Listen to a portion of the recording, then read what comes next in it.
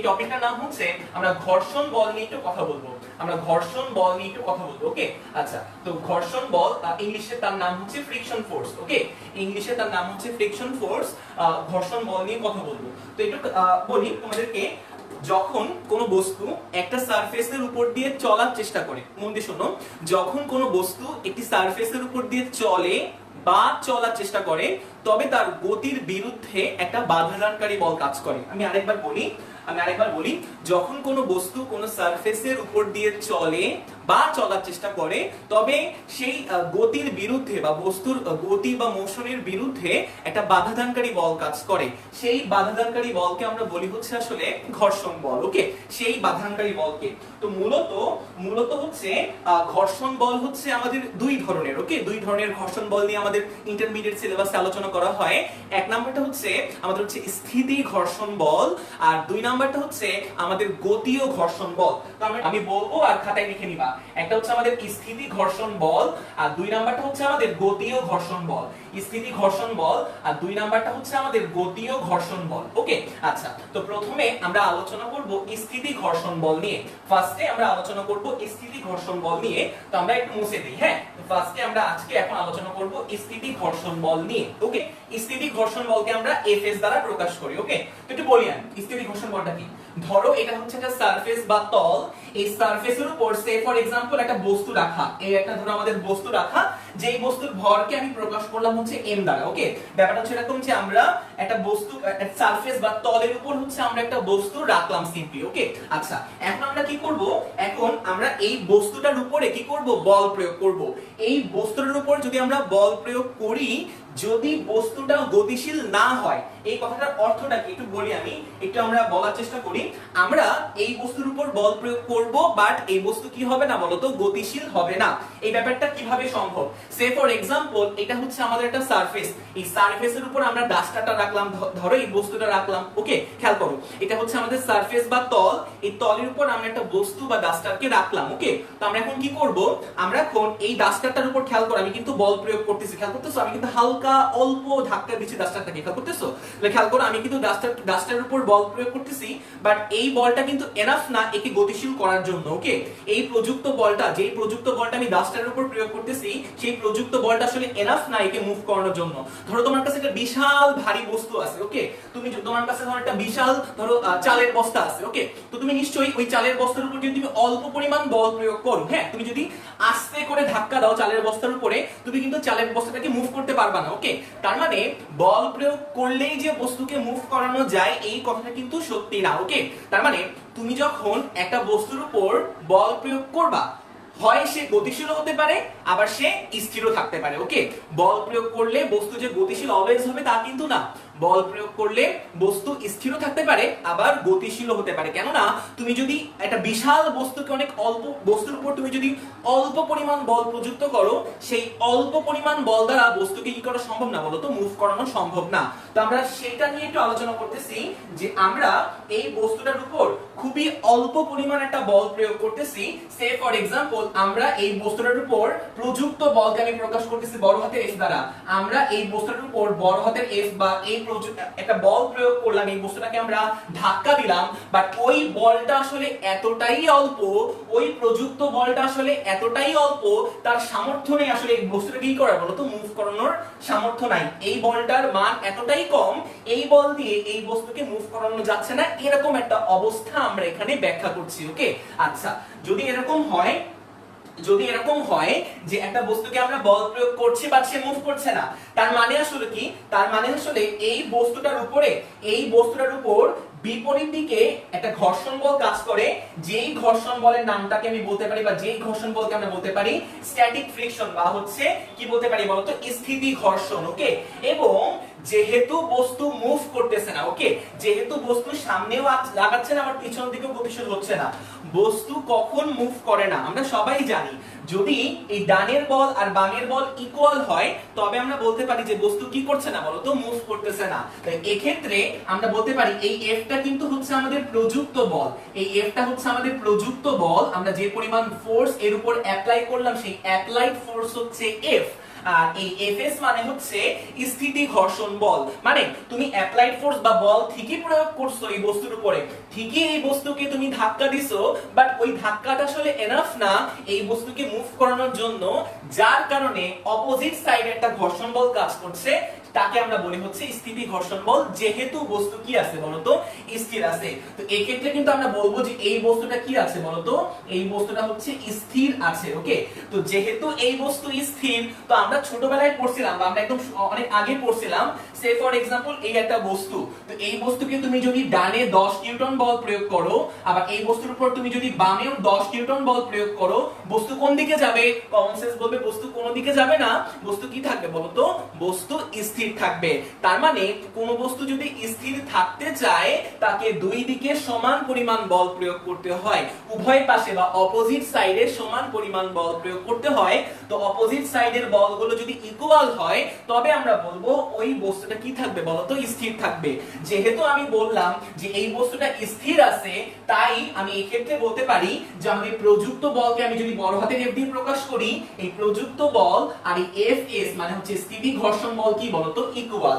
বস্তুকে বল প্রয়োগ করব বাট সে গতিশীল হবে না, স্থির থাকবে, ওই সময় আসলে কাজ করে কে বলতো, স্থিতি ঘর্ষণ বল কাজ করে, যাকে আমরা এফএস দ্বারা প্রকাশ করতে পারতেছি। ওকে, তাই আমরা এখান থেকে লিখতে পারবো এফ ইকুয়ালস টু এফএস। আচ্ছা, তো এবার এখান থেকে আরেকটু বলি, আরেকটু যদি আমরা আগানোর চেষ্টা করি,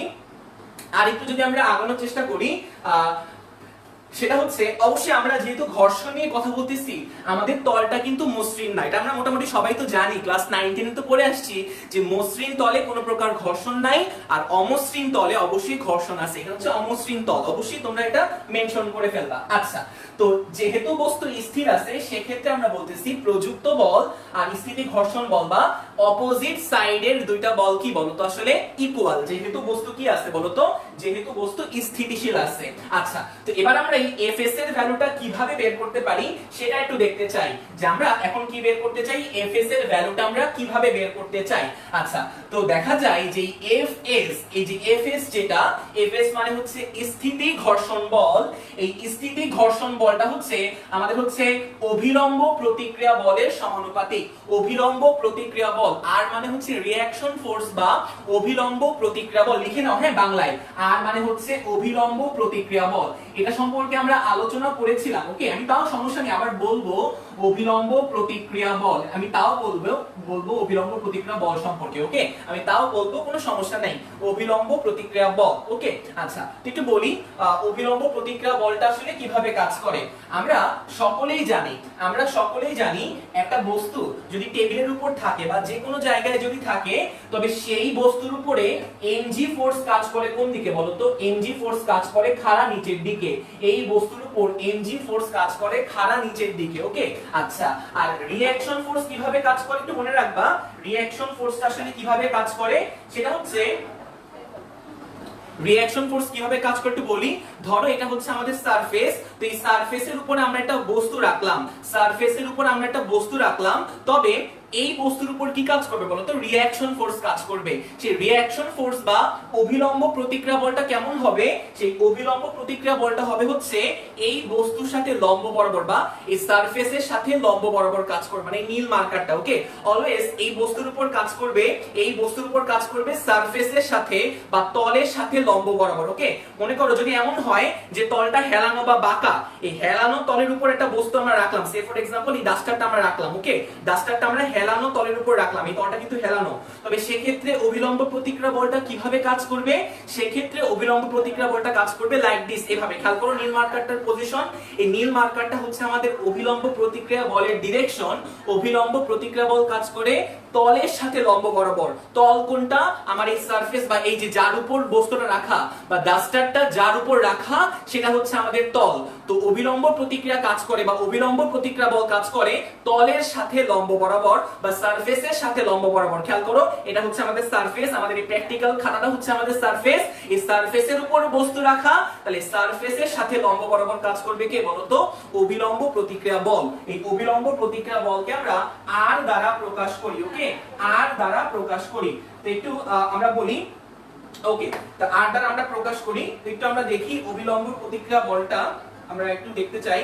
অভিলম্ব প্রতিক্রিয়া বলটা আচ্ছা তো আর ওকে, তাহলে এবার একটু দেখো, তো আমরা এটা আমাদের সারফেস বা তল, তো তলের সাথে লম্ব বরাবর কাজ করবে অভিলম্ব প্রতিক্রিয়া বল, এই বরাবর এই অভিলম্ব প্রতিক্রিয়া বলকে আমরা আর দ্বারা প্রকাশ করি। ওকে, আর দ্বারা আমরা প্রকাশ করি। তো একটু কমন সেন্স থেকে কিন্তু বোঝা যায় আর এর ভ্যালু যদি বড় হয় তবে কিন্তু এই বস্তুটা কিন্তু শূন্যে ভেসে যাবে, আর mg এর ভ্যালু যদি বড় হয় তবে কিন্তু সে তল ভেদ করে নিচে চলে যাবে। যেহেতু সে শূন্যেও ভেসে যাচ্ছে না আবার তল ভেদ করে নিচেও চলে যাচ্ছে না, তাহলে নিশ্চয়ই এই উপরের বল আর নিচের বলটা ইকুয়াল হবে। তো এই ক্ষেত্রে আমরা বলতে পারি যে এই r ইকুয়ালস টু হচ্ছে আমরা mg বলতে পারি। ওকে, এই কেসের জন্য আমরা r ইকুয়াল টু mg বলতে পারি। ওকে, আচ্ছা তো এখান থেকে খেয়াল করো আমরা কিভাবে আরেকটু আগাইতে পারি, সেটা হচ্ছে এই f অফ s, এই সমানুপাতিক চিহ্ন উঠায় আমরা একটা ইকুয়াল সাইন আনি এবং আমরা একটা ধ্রুবক আনি, সেই ধ্রুবকের নাম হচ্ছে মিউ s এবং এই r আমরা লিখে ফেললাম। ওকে, আর এই ক্ষেত্রে আমাদের স্পেশাল এই কেসের জন্য, স্পেশালি এই কেসের জন্য আমাদের এই fs এর ভ্যালু হচ্ছে মিউ s ইনটু mg। ওকে, মিউ s ইনটু mg, কেন না r ইকুয়াল টু হচ্ছে mg।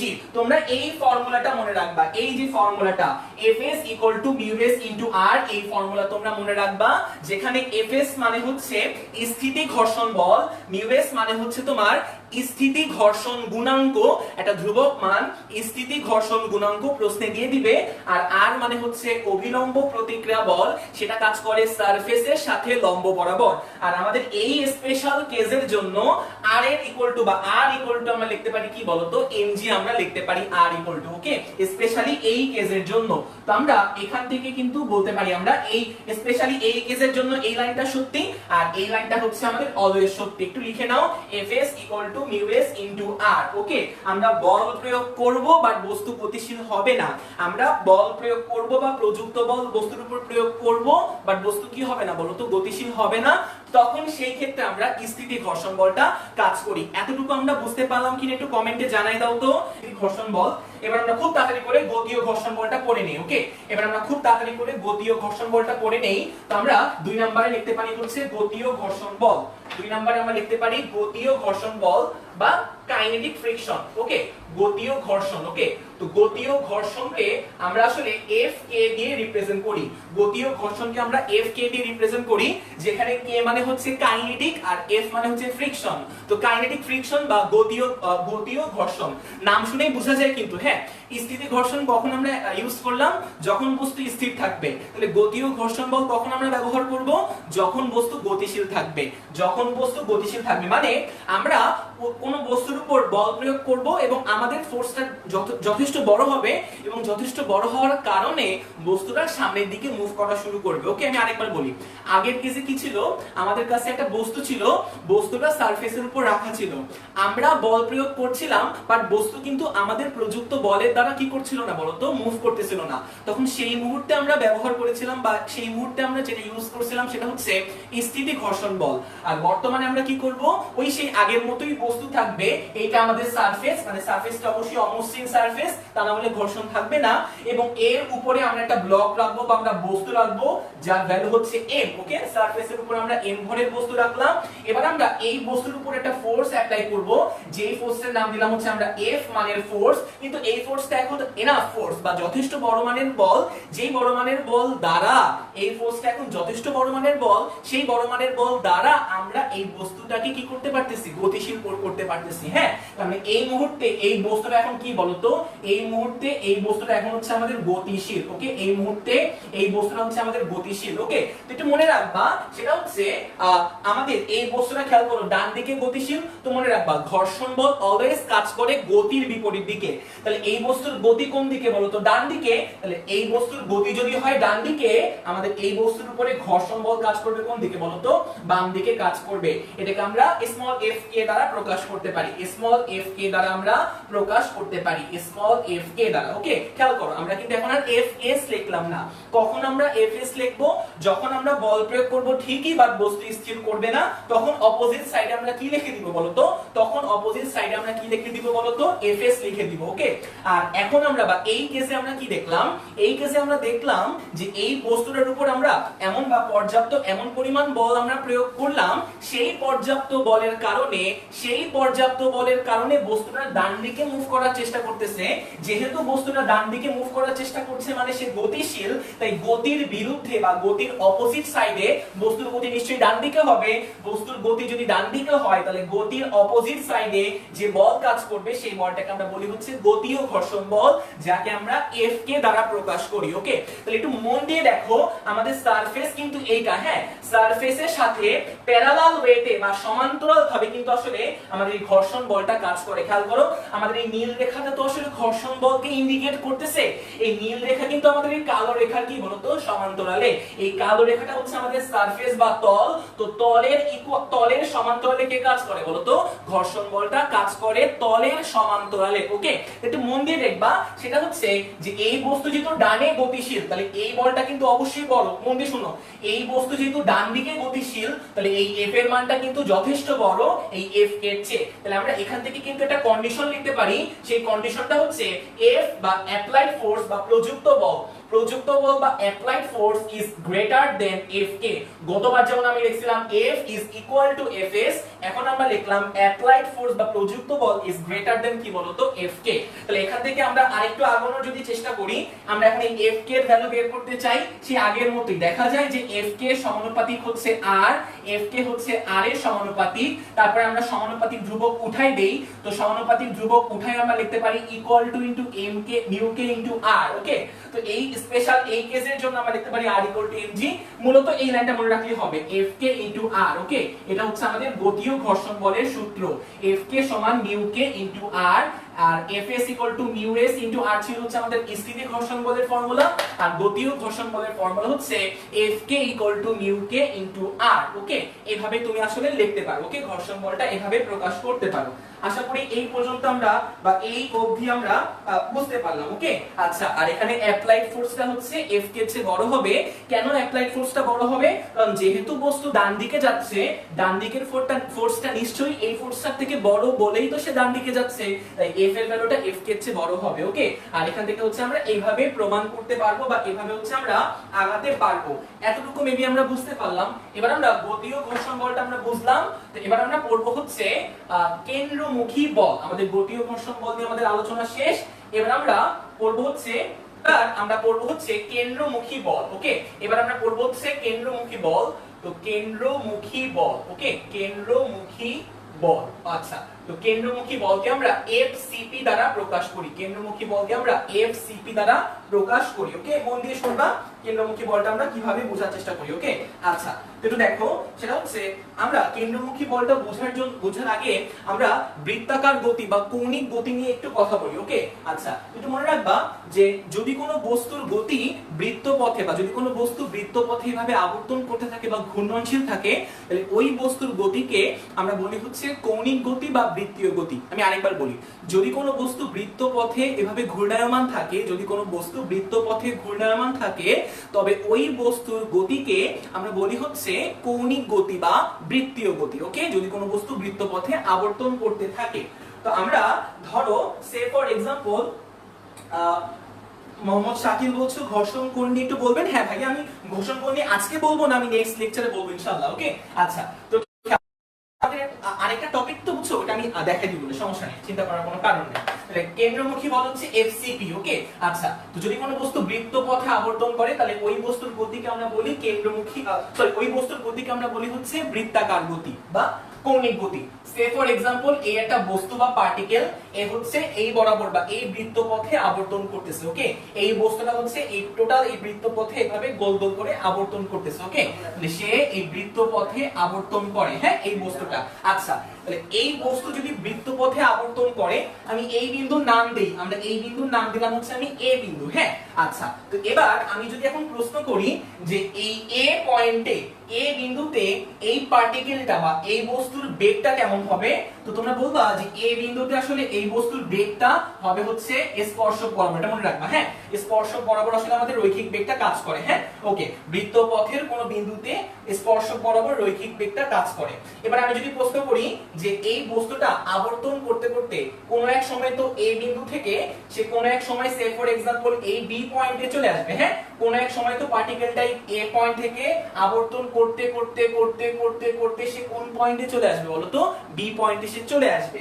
এবার আমি যদি প্রশ্ন করি যে এই বি পয়েন্টে বস্তুর রৈখিক বেগটা দেখতে কেমন হবে, তুমি বলবা বি পয়েন্টে বস্তুর রৈখিক বেগটা দেখতে হবে লাইক দিস, বা স্পর্শক বরাবর, হ্যাঁ, এই পয়েন্টে স্পর্শক বরাবর, বৃত্তপথের এই পয়েন্টে স্পর্শক বরাবর ভি কাজ করবে। তো এটাকে আমি ভি দিয়ে সূচিত করলাম, এটাকে আমি ভি দিয়ে সূচিত করলাম। তো আবারও খেয়াল করো, আবারও সে বৃত্তপথে আবর্তন করছে। তো বৃত্তপথে আবর্তন করতে করতে করতে করতে কোন এক মুহূর্তে সে ধরো সে ফর এক্সাম্পল এই সি পয়েন্টে চলে আসলো, কোন এক মুহূর্তে সি পয়েন্টে সে চলে আসলো। তো সি পয়েন্টে আমি যদি প্রশ্ন করি বস্তুটার রৈখিক বেগ কেমন হবে, তুমি বলবা এই সি পয়েন্টের কি বরাবর বলো তো, সি পয়েন্টের স্পর্শক বরাবর আসলে রৈখিক বেগটা বা স্পর্শকীয় বেগটা কাজ করে। ওকে, তো আবারও খেয়াল করো, সি পয়েন্ট থেকে ঘুরতে ঘুরতে ঘুরতে বা আবর্তন করতে করতে কোন এক মুহূর্তে সে ফর এক্সাম্পল এই ডি পয়েন্টে চলে আসলো। আমি যদি এবার প্রশ্ন করি যে এই ডি পয়েন্টে বস্তুর রৈখিক বেগটা কেমন হবে বা স্পর্শকীয় বেগটা কেমন হবে, বলবা যে এই ডি পয়েন্টের স্পর্শক বরাবর আসলে আমরা বেগটা পাবো, হ্যাঁ। আচ্ছা, তো এই বেগটা ধ্রুবকও হতে পারে বা কনস্ট্যান্ট হতে পারে, আবার চেঞ্জও হতে পারে। ওকে, আমরা কনস্ট্যান্ট নিয়ে আলোচনা করি। এবার একটু খেয়াল করো, সেটা হচ্ছে আমি বললাম এই এ পয়েন্টের বেগটা ভি, আবার বি পয়েন্টের বেগও ভি, সি পয়েন্টের বেগও ভি, ডি পয়েন্টের বেগও ভি। অর্থাৎ আমি এখানে এমন একটা গতি নিয়ে আলোচনা করতেছি যেই বস্তুর গতিটা বা যেই বস্তু ঘূর্ণায়মান থাকাকালীন সময়ে এই বস্তুর এই বেগগুলো বা এই ভি গুলোর মান হচ্ছে ইকুয়াল বা স্পিড হচ্ছে সমান। ওকে, আমি ধরলাম মানে এই পার্টিকেল বা এই বিন্দুতে যদি এর বেগটা 10 মিটার পার সেকেন্ড হয়, বি পয়েন্টে এই বেগটাও 10 মিটার পার সেকেন্ড হবে, সি পয়েন্টেও এই বেগটাও 10 মিটার পার সেকেন্ড হবে, ডি পয়েন্টেও এই বেগটা 10 মিটার পার সেকেন্ড হবে বলে আমি এখানে আসলে আলোচনা করতেছি। ওকে, চেঞ্জও হতে পারে, বেগের ভ্যালুগুলো চেঞ্জও হতে পারে। ওকে, আমরা যখন কৌণিক গতি পড়বো তখন এটা সম্পর্কে আরো ডিটেইলস জানবো, যতটুকু আমার জানা প্রয়োজন ততটুকুই দেখো আগে, হ্যাঁ।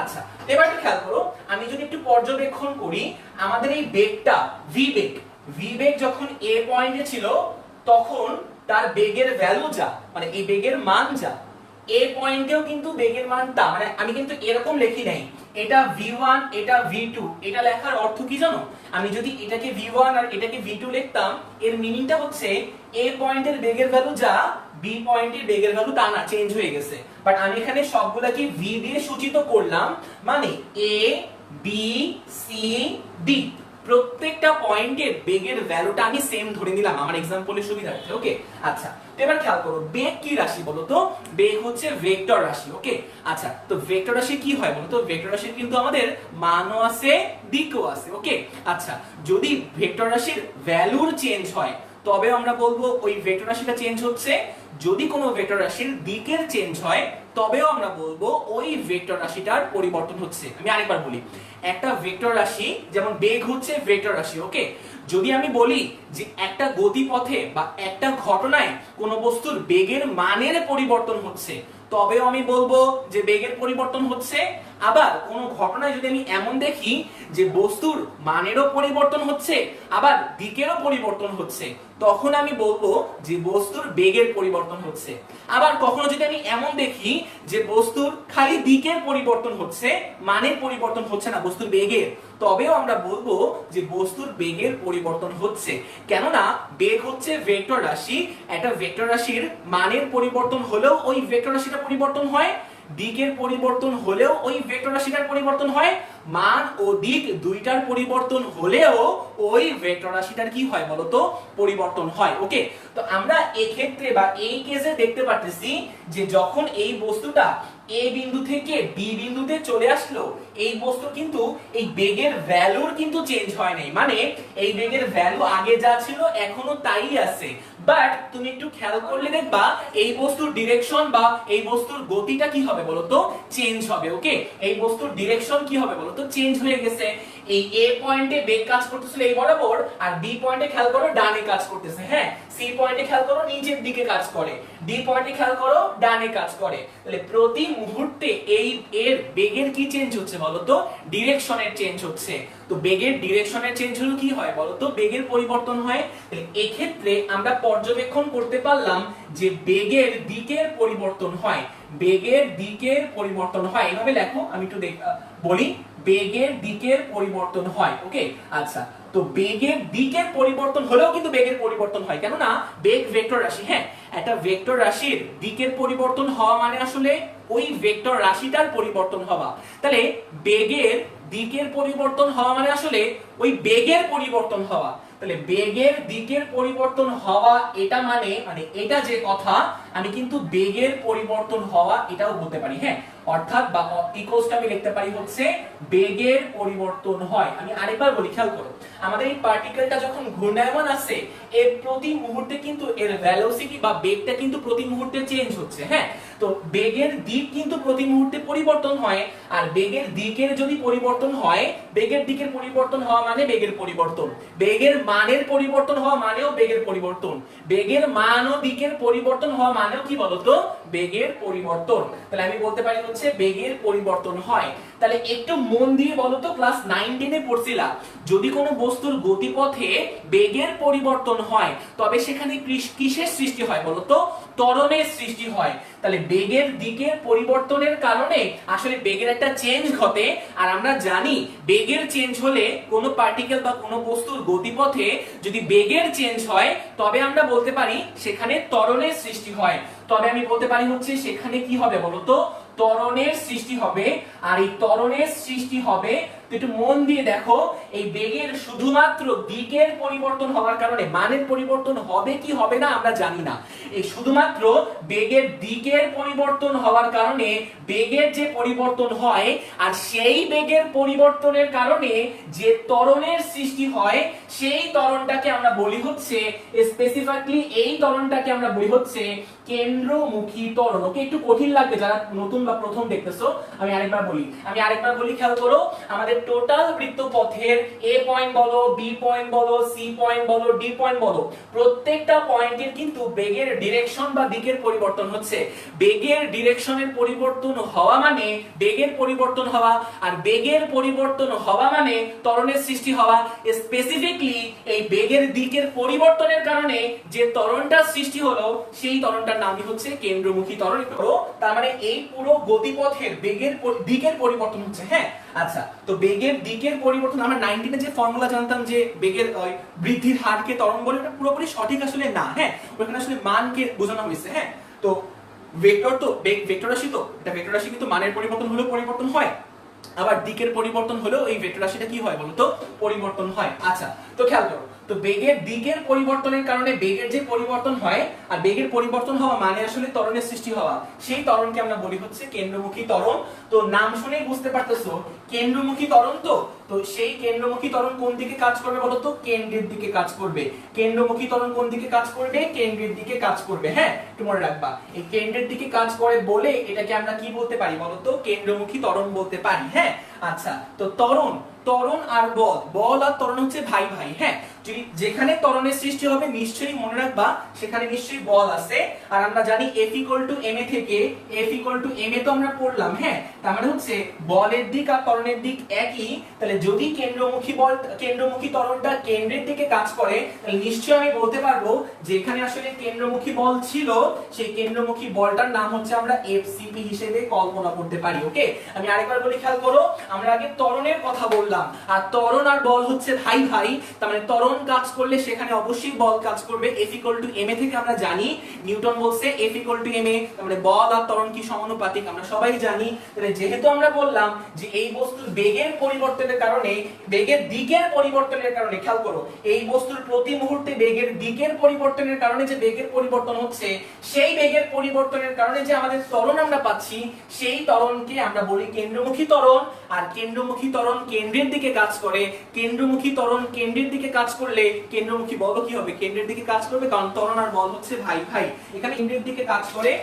কেন কেন্দ্রমুখী বলটা আসে, বস্তুর এই বেগের চেঞ্জের কারণে, বেগের ডিরেকশন চেঞ্জের কারণে একটা ত্বরণের সৃষ্টি হয়, সেই ত্বরণটা আসলে কেন্দ্রের দিকে কাজ করে বলে কেন্দ্রমুখী বলটাও কেন্দ্রের দিকে কাজ করে। আর এই কেন্দ্রমুখী বলের ফর্মুলা হচ্ছে FCP = ধরলাম যে এই বস্তুর ভর হচ্ছে ছোট হাতের m, যেই বস্তু ঘূর্ণায়মান বস্তুটার ভর হচ্ছে ছোট হাতের m, তাহলে m ইনটু v হচ্ছে আমাদের এই বস্তুর বেগ, mv স্কয়ার ডিভাইডেড বাই আমাদের হচ্ছে ব্যাসার্ধ, এই ব্যাসার্ধকে আমি বলতে পারি হচ্ছে r, mv square divided by r, এটা হচ্ছে আমাদের কেন্দ্রমুখী বলের ফর্মুলা, এটা হচ্ছে আমাদের কেন্দ্রমুখী বলের ফর্মুলা। ওকে, তো একটু মনে রাখবা যে অনেক সাহা বলছো r ইকুয়াল টু mg কোন কোন ক্ষেত্রে হবে, এটা সম্পর্কে আমরা একটু অনেক আলোচনা করছিলাম অন্যান্য ক্লাসে, আমরা আজকেও দেখব ইনশাআল্লাহ, সমস্যা নেই। আচ্ছা, তো আমরা একটু দেখি সেটা, আমরা কি বলি fcb equal to mv square divide by r। আচ্ছা, তো এবার এখান থেকে আমরা আরেকটু আগানোর চেষ্টা করি, fcb equal to mv square divide by r। তো কেন্দ্রমুখী বল যেটা, কেন্দ্রমুখী বলটা কেন্দ্রের দিকে কাজ করে। হ্যাঁ, আচ্ছা, একটু মনে রাখবা যে বিভিন্ন ঘটনা বিশেষে এক একটা ঘটনার জন্য বা এক একটা শর্ত সাপেক্ষে এই কেন্দ্রমুখী বল যোগান দেওয়ার জন্য নির্দিষ্ট কিছু বল কাজ করে। এটা আমি আরেকবার বলি, খেয়াল করো, শর্ত সাপেক্ষে বা ঘটনা বিশেষে নির্দিষ্ট কিছু বল বা বলসমূহ যেটা কিনা কেন্দ্রের দিকে কাজ করে, ওই কেন্দ্রের দিকে যে বলটা কাজ করে সেই বলটাই আসলে কেন্দ্রমুখী বল হিসেবে আমরা দেখতে পারবো। ওকে, আমি আরেকবার একটু एग्जांपल দিয়ে দেখাই, তাহলে বুঝতে পারবা। আমরা সকলেই জানি যে কোনো পরমাণুর কেন্দ্রে কি থাকে বলতো, যে কোনো পরমাণুর কেন্দ্রে নিউক্লিয়াস থাকে, এবং নিউক্লিয়াসটা কি বলতো, পজিটিভ চার্জের। ওকে, আচ্ছা, এবং নিউক্লিয়াসের চারপাশে ইলেকট্রন কি হয় বলতো, ইলেকট্রন বৃত্তাকার পথে আবর্তন করতে থাকে। নিউক্লিয়াসের চারপাশে ইলেকট্রন কি করে বলতো, বৃত্তাকার পথে আবর্তন করতে থাকে। ওকে, আচ্ছা, ধরো এখানে হচ্ছে আমাদের সেই ইলেকট্রন আছে। ওকে, পরমাণু আমরা আঁকলাম, সেই পরমাণুর কেন্দ্রে থাকে নিউক্লিয়াস, তো নিউক্লিয়াসকে কেন্দ্র করে বৃত্তাকার পথে ইলেকট্রন আবর্তন করতে থাকছে। আচ্ছা, তো একটু আগে আমরা বললাম যে কেন্দ্রমুখী বল সৃষ্টির জন্য আমাদের কোন একটা বল দরকার হয়। ওকে, কোন নির্দিষ্ট বল কেন্দ্রমুখী বলকে সাপ্লাই দেয়, এটা মনে রাখবা, কেন্দ্রমুখী বলকে সাপ্লাই দেওয়ার জন্য আমাদের কিছু বল দরকার হয়। ওকে, এবং এই বলগুলো হচ্ছে ঘটনা বিশেষে আসলে চেঞ্জ হয়। তো দেখো আমি দেখাই, একটা एग्जांपल দেখাই। তো আমরা সকলেই জানি যে প্লাস মাইনাসকে কি করবে বলো তো, নিজের দিকে আকর্ষণ করবে, প্লাস মাইনাসকে নিজের দিকে আকর্ষণ করবে।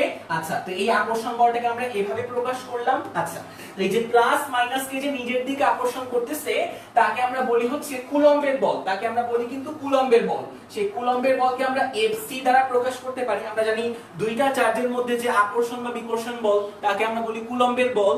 একটু মন দিয়ে দেখো, এই প্লাস এই মাইনাসকে নিজের দিকে আকর্ষণ করে, তো এই আকর্ষণ বলটাকে আমরা বলতেছি কুলম্বের বল। তো এক্ষেত্রে আমাদের এই কেসের জন্য এই কুলম্বের বলটা আসলে কেন্দ্রমুখী বল হিসেবে কাজ করবে। Fc FCP আমরা লিখতে পারি, যেখানে FCP মানে কেন্দ্রমুখী বল। কেন্দ্রমুখী বল কি মানে কোন বল কেন্দ্রমুখী বল হিসেবে কাজ করবে, কুলম্বের বল কেন্দ্রমুখী বল হিসেবে কাজ করবে। কেন না আমাদের এখানে কুলম্বের বলটা কোন দিকে কাজ করে বলতো, কেন্দ্রের দিকে কিন্তু কাজ করে। ধরো ইলেকট্রনটা ঘুরতে ঘুরতে ঘুরতে কোন এক মুহূর্তে এই পয়েন্টে চলে আসলো মাইনাসটা, তো কি আমরা সবাই জানি প্লাস মাইনাসকে নিজের দিকে আকর্ষণ করে। মন দিয়ে রাখো, এই বরাবর সে আকর্ষণ করবে, এই আকর্ষণ বলকে আমরা বলতে পারি কেন্দ্রমুখী বল, যাকে বা কুলম্বের বল আমরা বলতে পারি। প্লাস মাইনাসকে যে নিজের দিকে আকর্ষণ করতেছে, এই কুলম্বের বলটাই আসলে কেন্দ্রমুখী বল হিসেবে কাজ করবে, এবং আমরা লিখতে পারি হচ্ছে Fc FCP। ওকে, যেখানে Fc মানে হচ্ছে কুলম্বের বল। ওকে, মানে এক একটা ঘটনার উপর নির্ভর করে আসলে কেন্দ্রমুখী বলটা কে সাপ্লাই দিবে। তো এই ক্ষেত্রে হচ্ছে কুলম্বের বলটা কেন্দ্রমুখী বলকে সাপ্লাই দিবে, মানে কেন্দ্রমুখী বলকে সাপ্লাই দেওয়ার জন্য আমাদের আসলে কুলম্বের বলটা এই কেসে দরকার হবে। ওকে, তো আমরা আরেকটা কেস দেখতে পারি, আমরা এই ক্ষেত্রে আরেকটা কেস আমরা দেখতে পারি।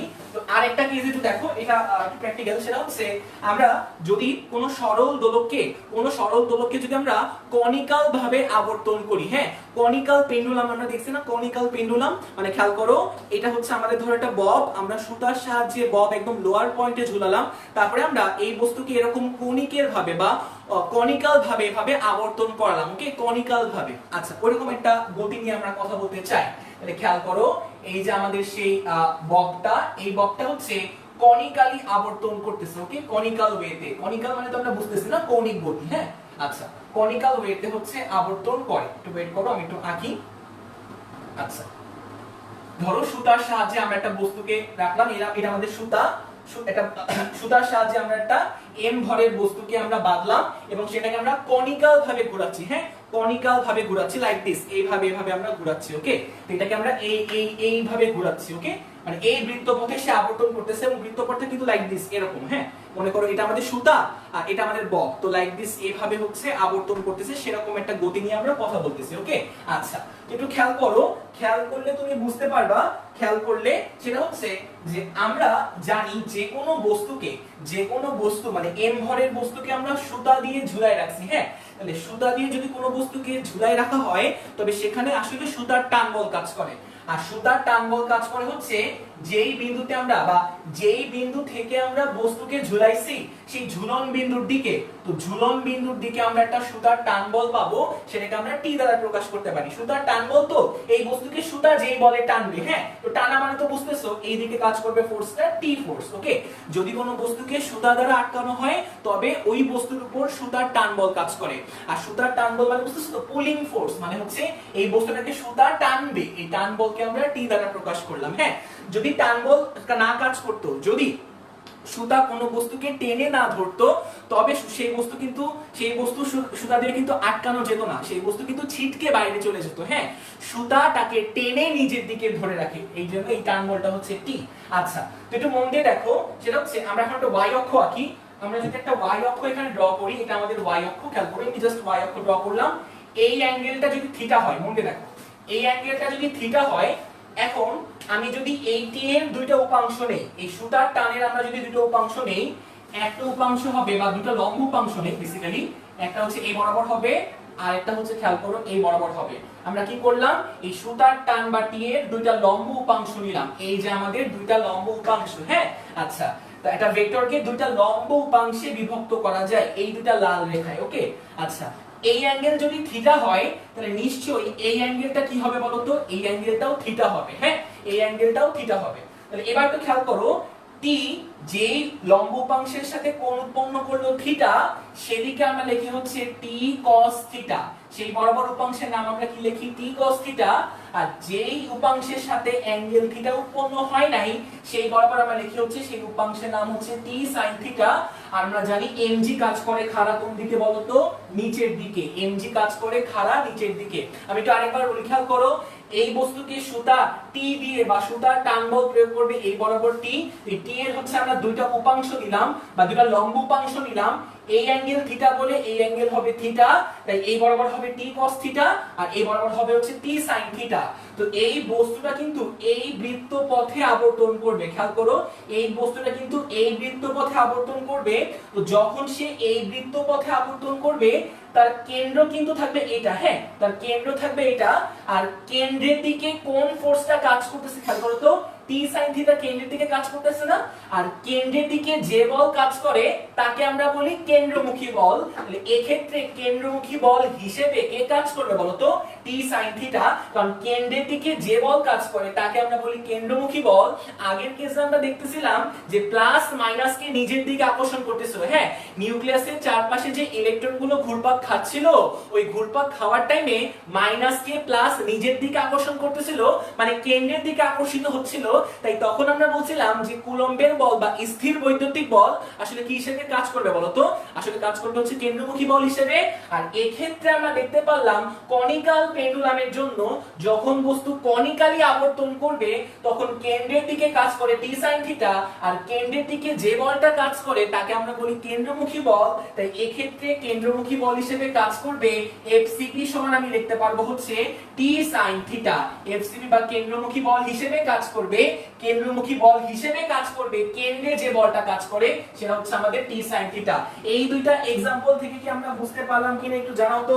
রাস্তার বাঁকে কোনো, আমি টপিকে হেডলাইনটা লিখি, সমতল রাস্তার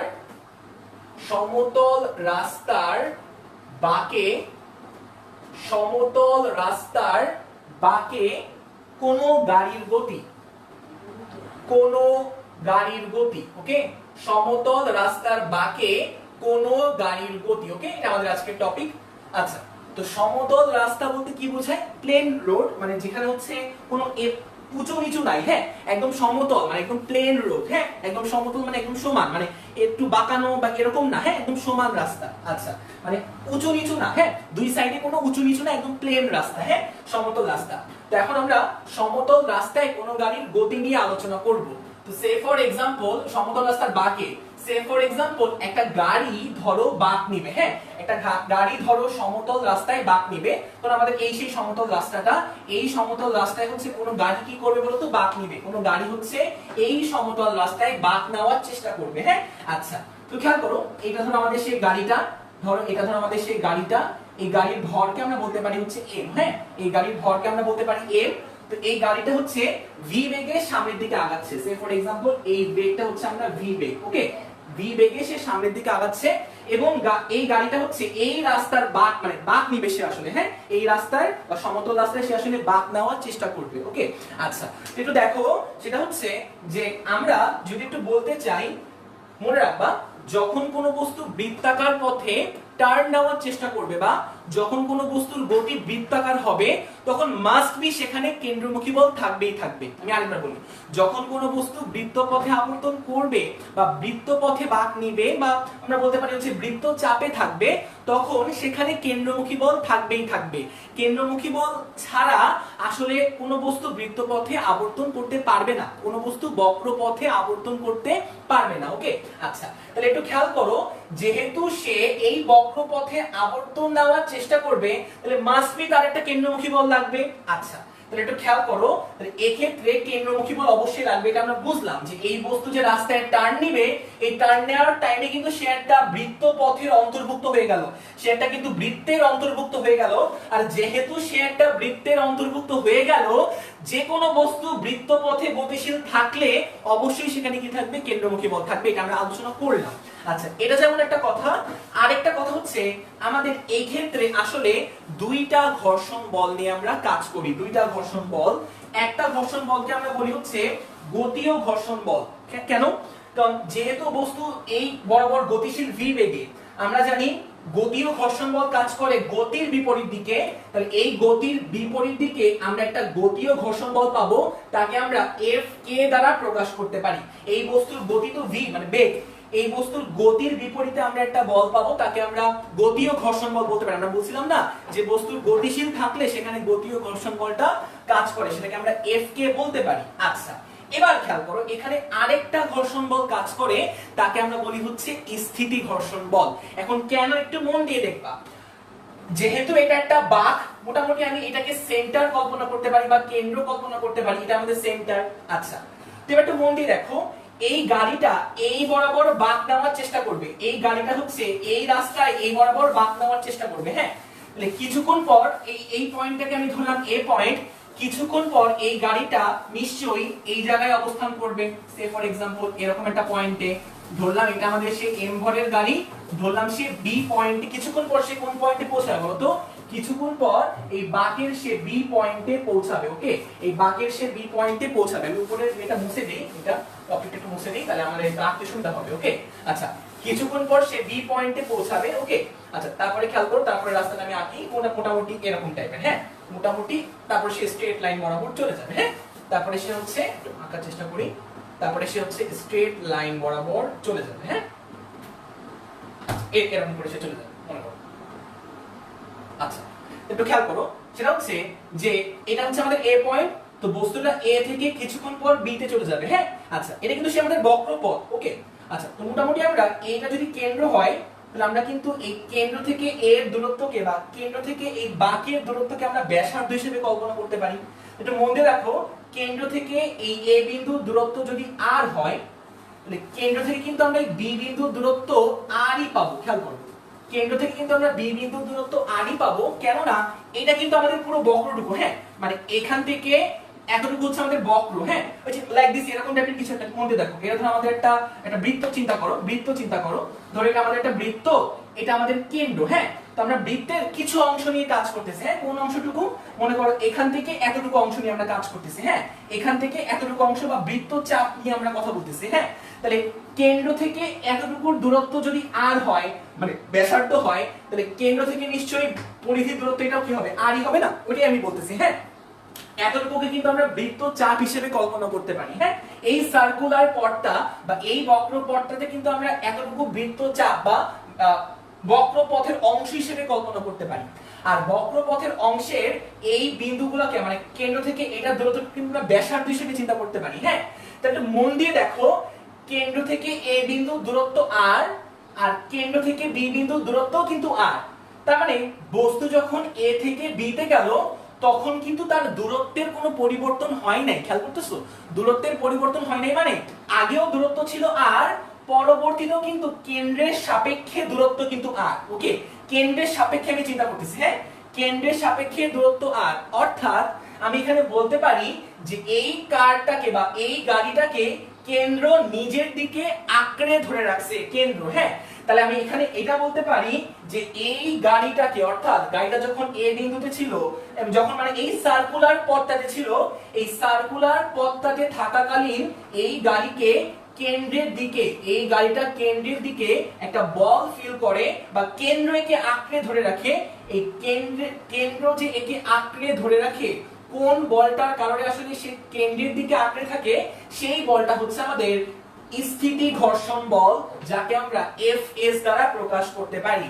কেন স্থিতি ঘর্ষণ বল? কারণ আমরা বলছিলাম স্থির থাকবে, এই বস্তুটা কিন্তু এ থেকে বি তে যখন গেল সে কিন্তু কেন্দ্রের সাপেক্ষে স্থির, মানে স্থির মানে দূরত্ব চেঞ্জ হয় নাই। আগেও ছিল ধরো 500 মিটার ব্যাসার্ধ, পরবর্তীতেও কিন্তু 500 মিটার, বা যখন সে এই সার্কুলার পথটা ছেড়ে সে অন্য কোনো পথে চলে যাবে তখন কিন্তু তার কেন্দ্রের সাপেক্ষে দূরত্ব আস্তে আস্তে চেঞ্জ হতে থাকবে। হ্যাঁ, মানে মূলত এই সার্কুলার পথে কিন্তু তার এই দূরত্বটুকু চেঞ্জ হয় না বলে এই সার্কুলার পথের সাপেক্ষে তাকে স্থির ধরা যায়।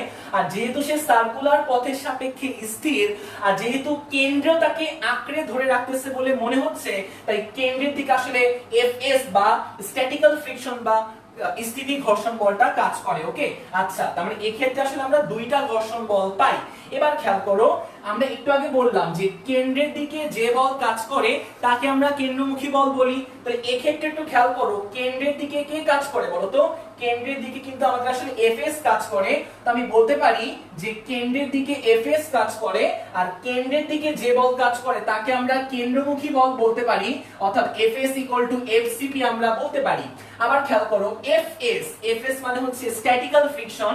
তো স্ট্যাটিক্যাল ফ্রিকশনের ফর্মুলা আমরা জানি, স্ট্যাটিক্যাল ফ্রিকশন সমান μs r। ওকে, আমরা সবাই জানি, একটু আগে পড়লাম Fs μs r, আর Fcp সমান হচ্ছে এই গাড়ির ভর m, এই গাড়ির বেগ হচ্ছে v, mv square divided by হচ্ছে r।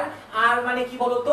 r মানে হচ্ছে এই সার্কুলার পথের ব্যাসার্ধ, মানে এই এতটুকু। হ্যাঁ, এতটুকুকে আমি সার্কুলার পথের ব্যাসার্ধ বা r বলতে পারি। হ্যাঁ, এই o থেকে a এর দূরত্ব বা o থেকে b এর দূরত্ব, OA বা OB, সেটাকে আমি ব্যাসার্ধ r হিসেবে কল্পনা করতে পারি।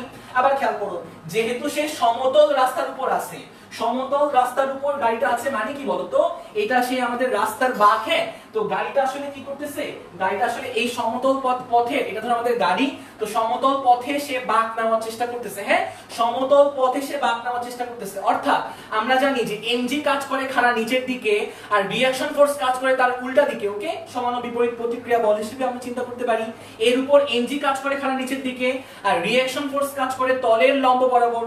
যেহেতু যদি রিঅ্যাকশন ফোর্সটা বেশি হতো গাড়িটা আকাশে উড়ে যেত, যদি এনজিটা বড় হতো গাড়িটা কিন্তু রাস্তা ভেদ করে ভিতর ঢুকে যেত। যেহেতু এই দুটার একটাও ঘটতেছে না, তাই আমরা বলতে পারি যে রিঅ্যাকশন ফোর্স আর এমজি কি বলতো? ইকুয়াল। হ্যাঁ, সমতল রাস্তার জন্য এমজি কাজ করে খাড়া নিচের দিকে, আর রিঅ্যাকশন ফোর্স কাজ করে খাড়া উপরের দিকে। তো আমি বলতে পারি এই রিঅ্যাকশন ফোর্স আর এমজি কি বলতো? পরস্পর ইকুয়াল আমরা বলতে পারি। যদি তারা ইকুয়াল হয় তবে আমরা r ইকুয়াল টু mg লিখতে পারবো। তো ms ইকুয়াল টু আমরা mg সমান mv square divided by r লিখতে পারি। mm ক্যান্সেল করলে আমরা পাবো v square by r equals to mu s g v square by r। তো এখান থেকে আমরা পাবো হচ্ছে v equals to root over mu s into r into g, v equal to root over mu s into r into g। এখান থেকে যে বেগটা আমরা পেলাম, এই বেগটা হচ্ছে আমাদের সর্বোচ্চ বেগ। এই বেগটা হচ্ছে আমাদের সর্বোচ্চ বেগ, বা সর্বোচ্চ বেগ বলতে আমি কি বোঝালাম? সর্বোচ্চ বেগ বলতে আমরা এটা বোঝালাম যে গাড়িটা এই বাঁকটাকে নিরাপদে যে সর্বোচ্চ বেগে অতিক্রম করতে পারবে, মানে ধরলাম এই বেগটার ভ্যালু হচ্ছে ধরো 40 কিলোমিটার পার আওয়ার, এই বেগটার ভ্যালু ধরো 40 কিলোমিটার পার আওয়ার, তার মানে হচ্ছে এই গাড়িটা 40 কিলোমিটার পার আওয়ার সর্বোচ্চ বেগে সে নিরাপদে বাঁক নিতে পারবে। এর চেয়ে বেশি বেগে বাঁক নিলে সে স্পর্শক বরাবর বা হচ্ছে সে ছিটকে রোডের বাইরে চলে যাবে। তাহলে এটাকে আমরা ভি ম্যাক্স ও বলতে পারি, মানে ম্যাক্সিমাম ভেলোসিটি একটা গাড়ি বা সমতল রাস্তায় একটা গাড়ি বাঁক নেওয়ার টাইমে সর্বোচ্চ যত বেগে সে মুভ করতে পারবে সেটাই হচ্ছে আমাদের ভি ম্যাক্স। একটা গাড়ি সমতল রাস্তায় বাঁক নেওয়ার টাইমে ম্যাক্সিমাম যে ভেলোসিটিতে সে মুভ করতে পারবে বা বাঁক নিতে পারবে সেটার ভ্যালু হচ্ছে √μs, মানে হচ্ছে স্থিতি ঘর্ষণ গুণাঙ্ক, আর মানে হচ্ছে ব্যাসার্ধ, আর জি মানে হচ্ছে 9.8। এখানে কিন্তু দুইটা ঘর্ষণ বল কাজ করে একই সাথে, এমন একটা স্পেশাল কেস যে কেসে দুইটা ঘর্ষণ বল কাজ করে। একটা ঘর্ষণ বলের কাজ হচ্ছে তার গতির বিপরীতে কাজ করে, মানে কি গতিকে বাধা দেয়। আমরা জানি কোন সারফেসের উপর দিয়ে বস্তু চলার চেষ্টা করলে সেই গতির বিপরীতে ঘর্ষণ বল কাজ করে। এই বস্তুর গতির সামনের দিকে, বস্তুর গতির বিপরীত দিকে যে ঘর্ষণ বল কাজ করে তাকে আমরা বলি হচ্ছে গতীয় ঘর্ষণ বল। আর এক্ষেত্রে কাজ করে স্থিতি ঘর্ষণ বল। কারণটা হচ্ছে যখন এই রাস্তায় গাড়িটা বাঁক নিবে, এই সার্কুলার পথ বা এই বৃত্তচাপের থেকে বৃত্তচাপের সাপেক্ষে কেন্দ্রের কিন্তু এর কোনো সরণ ঘটে নাই, কেন্দ্রের সাপেক্ষে সে কিন্তু স্থির। কারণ আগেও সে 8 মিটার দূরত্বে ছিল গাড়িটা, পরবর্তীতেও সে কিন্তু 8 মিটার দূরত্বেই আছে, মানে কোনো দূরত্বের পরিবর্তন ঘটে নাই। তাহলে কেন্দ্র এই গাড়িটাকে আঁকড়ে ধরে রাখছে। তো যে বলে আঁকড়ে ধরে রাখে কেন্দ্র এই রাস্তার বাঁকে কোনো গাড়ি মুভ করার টাইমে কেন্দ্র যে বলে কে আঁকড়ে ধরে রাখে সেই বলটাকে আমরা বলি হচ্ছে স্থিতি ঘর্ষণ বল। যেহেতু স্থিতি ঘর্ষণ বলটা কেন্দ্রের দিকে কাজ করে সেক্ষেত্রে আমরা লিখতে পারি Fs = Fcb, অর্থাৎ কেন্দ্রমুখী বলটা Fs এর ইকুয়াল আমরা লিখতে পারি। একটু বড় কষ্ট করে যে এতটুকু আমরা বুঝতে পারলাম কিনা, খুবই কঠিন টপিক এটা অবশ্যই আমি বলবো, সহজ টপিক না, বাট আয়ত্ত করবা, একটু বেসিক থেকে একটু বোঝার চেষ্টা করবা, একটু ব্যাখ্যাগুলো একটু বারবার করবা। আচ্ছা, R = mg, আরেকবার বলি R = mg, R = mg টা আমি আরেকবার বলি, একটু মন দিয়ে দেখবা। এটা আমাদের সমতল রাস্তা, হ্যাঁ এই সমতল, এটা আমাদের গাড়ি, এই গাড়িটা সমতল রাস্তায় বাঁক নিবে, মানে সমতল রাস্তায় বাঁক নিবে। ধরো এইটা আমাদের গাড়ি, হ্যাঁ তো খেয়াল করো এই গাড়ি কিন্তু আকাশেও উড়ে যাচ্ছে না, আবার এই গাড়িটা কিন্তু খাতা ভেদ করে নিচেও চলে যাচ্ছে না। খেয়াল করতেছো, একটু তো শিওর যে গাড়িটা তল ভেদ করে নিচেও চলে যাচ্ছে না, আবার আকাশেও শূন্যেও ভেসে যাচ্ছে না। অর্থাৎ উপরের দিকে যে বলটা কাজ করবে আর নিচের দিকে যে বলটা কাজ করবে তারা ইকুয়াল হবে নিশ্চয়ই। আচ্ছা, তো আমরা একটু আগে বলছিলাম যে এমজি কাজ করে খাড়া নিচের দিকে, হ্যাঁ এমজি কাজ করে অলওয়েজ খাড়া নিচের দিকে, একটু খেয়াল করো এমজি কাজ করে খাড়া নিচের দিকে, আর রিঅ্যাকশন ফোর্স কাজ করে এই যে সারফেস, যেটা সারফেসের সাথে লম্ব বরাবর, সারফেসের সাথে লম্ব বরাবর কাজ করে রিঅ্যাকশন ফোর্স এই বস্তুর উপরে, আর এমজি কাজ করে খাড়া নিচের দিকে। তো এই দুইটা ফোর্স যদি ইকুয়াল না হয়, যদি এমজি বড় হয়, তাহলে এমজি বড় হওয়া মানে কি নিচের দিকের ফোর্সটা বেশি হওয়া, তার মানে বস্তুটা কিন্তু নিচের দিকে মানে পড়ে যাবে, আপনি মনে করো মাটি ভেদ করে নিচে চলে যাবে, তা কি হচ্ছে? তা তো হচ্ছে না। আবার যদি রিঅ্যাকশন ফোর্সের ভ্যালুটা, অর্থাৎ এই অভিলম্ব প্রতিক্রিয়ার বলের মানটা যদি বেশি হয় তাহলে বস্তু কিন্তু আকাশ উড়ে যাবে, তাও কিন্তু হচ্ছে না। অর্থাৎ রিঅ্যাকশন ফোর্সের ভ্যালু আর এমজি ভ্যালু হচ্ছে ইকুয়াল, কার জন্য? সমতল রাস্তার জন্য, হেলানো তলের জন্য কিন্তু না, সমতল রাস্তার জন্য। মিউ এর মান হচ্ছে পরীক্ষক জানবে যে কত, হ্যাঁ পরীক্ষক যেটা দিয়ে দিবে, পরীক্ষক বা হচ্ছে টিচার যেই মিউ এর ভ্যালু দিয়ে দিবে সেই মিউ এর ভ্যালুই আমি বসাবো। অনিক সাহা। অনন্যা অর্থী বলছো ভাইয়া মিউ কি? তুমি মেবি অনেক লেট করে আসছো। মিউ হচ্ছে আমাদের ঘর্ষণ গুণাঙ্ক। আমরা ক্লাসের শুরুতে দুই ধরনের ঘর্ষণ গুণাঙ্ক নিয়ে আলোচনা করেছিলাম, একটা হচ্ছে আমাদের গতীয় ঘর্ষণ গুণাঙ্ক, আর একটা হচ্ছে আমাদের স্থিতি ঘর্ষণ গুণাঙ্ক। মিউ এস কে বলা হয় স্থিতি ঘর্ষণ গুণাঙ্ক। একটু কষ্ট করে জানাও যে এতটুকু আমরা বুঝতে পারছি কিনা। মজার বিষয় হচ্ছে এই টপিক থেকে কিন্তু আমাদের ঢাকা বোর্ডে কোশ্চেন এসেছে, তো একটু এটাকে হালকা ভাবে মোটেও নেওয়া যাবে না। আমি দরকার হলে আরেকবার লাস্ট আরেকবার সামারি করে একটু দেখো, মন দিয়ে দেখো। এই গাড়িটা এই সার্কুলার পথে মুভ করার চেষ্টা করতেছে, মানে যে সার্কুলার পথ মানে হচ্ছে বৃত্তাকার, মানে বৃত্তচাপ আর কি, হ্যাঁ আমরা চিন্তা করতে পারি বৃত্তচাপ। তো বৃত্তচাপ বরাবর সে মুভ করার চেষ্টা করতেছে। তো যখন সে এ পয়েন্টে ছিল, তো এ পয়েন্ট থেকে ব্যাসার্ধ মানে ও বিন্দু বা কেন্দ্র, হ্যাঁ কেন্দ্র হিসেবে চিন্তা করতে পারি। তো এ বিন্দু থেকে কেন্দ্রের দূরত্ব যা, বি বিন্দু থেকেও কেন্দ্রের দূরত্ব তা, মানে ব্যাসার্ধ আর কি, হ্যাঁ। তাহলে আমি বলতে পারি যে বস্তু যদি এ থেকে বি তে মুভ করে কেন্দ্রের সাপেক্ষে এর কোনো কি হয় নাই, দূরত্বের পরিবর্তন হয় নাই। আর দূরত্বের পরিবর্তন না হওয়া মানে এটাকে আমরা স্থির হিসেবে বিবেচনা করতে পারি। এখন বলতে পারো যে ভাইয়া এ তো ভি বেগে গতিশীল, কেন একে স্থির বলতেছেন? আমি বলতেছি যে সার্কুলার পথে মানে বৃত্ত পথে সে কিন্তু স্থির, বৃত্ত পথে, বাট সে কিন্তু আসলে স্থির না। মানে এই কনসেপ্টটা একটু মনে রাখতে হবে যে সার্কুলার পথে বা বক্র পথে সে কিন্তু স্থির, কারণ বক্র পথে সে কিন্তু ব্যাসার্ধ বরাবরই দূরত্ব অতিক্রম করতেছে। মানে আগেও যদি এর ব্যাসার্ধের মান যদি হয় 500 মিটার, পরেও 500 মিটার হবে বি বিন্দু থেকে ও বিন্দুর দূরত্ব, মানে ব্যাসার্ধটা আসলে স্থির। এই কারণে সার্কুলার পথে স্থির থাকার কারণে এই কেন্দ্রের দিকে কাজ করে হচ্ছে আমাদের এফএস। মানে ব্যাপারটা হচ্ছে এরকম বোঝায় যে কেন্দ্র তাকে আটকে রাখতেছে। হ্যাঁ, সার্কুলার পথে আসলে তাকে আটকে রাখার জন্য কেন্দ্রের দিকে একটা বল প্রয়োগ হচ্ছে, তাকে আমরা এফএস বলতেছি। আর গতির কারণে গতির বিপরীত দিকে একটা ঘর্ষণ বল কাজ করে, তাকে আমরা এফকে বলছি। ওকে, আচ্ছা আজকে এতটুকু আমরা বুঝতে পারলাম কিনা একটু বলো। ফেরদৌস আমি অবশ্যই ভাইয়া ম্যাথ করাবো, আমরা অবশ্যই কালকে একটা ক্লাস দেব আমরা। আজকে তোমরা পেয়ে যাবা, তোমরা ওই পোস্টার পেয়ে যাবে এবং তোমরা হচ্ছে ভিজুয়াল পেয়ে যাবা তোমরা কেন্দ্রিক স্কুল লাইভে। আমরা দুইটা ক্লাস রাখছি এই টপিকটার উপর ঈদের আগে। হ্যাঁ, আমরা হচ্ছে ব্যাংকিং কোণও কিন্তু দেখি নাই আমরা, এখন আমরা আজকে দেখবো না, আমরা নেক্সট ক্লাসে ব্যাংকিং কোণ দেখবো। তারপরে হচ্ছে ব্যাংকিং কোণ কেন আমরা ইউজ করি সেটা দেখবো, তারপরে কেন আমরা সমতল রাস্তা আমরা ব্যাংকিং কোণ দিই, সবই আমরা পড়ার চেষ্টা করবো ইনশাআল্লাহ নেক্সট ক্লাসে। ওকে, এখন থেকে তোমরা মানে এই মানে খাতায় একটা নোট আকারে একটা কথা লিখে রাখো, খাতায় এই টপিকটার নিচে নোট আকারে একটা কথা লিখে রাখো যে সমতল রাস্তায় কেন্দ্রমুখী বলের যোগান দেয় এফএস। মানে খেয়াল করো, এফএস কি কেন্দ্রের দিকে কাজ করে না? কেন্দ্রের দিকে যে কাজ করে তার নামই কেন্দ্রমুখী বল। তো কেন্দ্রমুখী বল সৃষ্টি করতেছে কে? এফএস। এইজন্য আমরা এটাকে বলতে পারি যে কেন্দ্রমুখী বলের যোগান দেয় কে? এফএস। বা কেন্দ্রমুখী বলকে সাপ্লাই দেয় কে? এফএস। তাহলে এখান থেকে তুমি নোটের মধ্যে লিখবা যে সমতল, নোটে লিখবা, হ্যাঁ খাতার মধ্যে লিখবা নোটে, যে সমতল রাস্তায় গাড়ির বাঁকের ক্ষেত্রে বা যানবাহনের বাঁকের ক্ষেত্রে কেন্দ্রমুখী বল হিসেবে কাজ করে স্থিতি ঘর্ষণ বল। লিখে নিবা। বৃত্তাকার পথে গতীয় ঘর্ষণ বল কাজ করবে না? হ্যাঁ আপু করবে, সরি মোজাম্মেল হক অবশ্যই করবে, যেহেতু সে গতিশীল আছে। হ্যাঁ, তাকে কিন্তু আমি খেয়াল করো, এই বস্তুকে কিন্তু আমি গতিশীলও বলতেছি আবার স্থিরও বলতেছি। গতিশীল কারণ তার একটা বেগ আছে, তো বেগ না থাকলে তো সে আর মুভ করতে পারবে না। ওই বেগ আছে বলে বেগের অপোজিট সাইডে যে ঘর্ষণ বল কাজ করে তাকে আমরা গতীয় ঘর্ষণ বল বলি। আর সে কিন্তু সেন্টারের সাপেক্ষে স্থির, কারণ সেন্টারের সাপেক্ষে কিন্তু তার সরণের চেঞ্জ হয় নাই। তো সরণের চেঞ্জ না হলে তাকে আমরা স্থির বলতে পারি।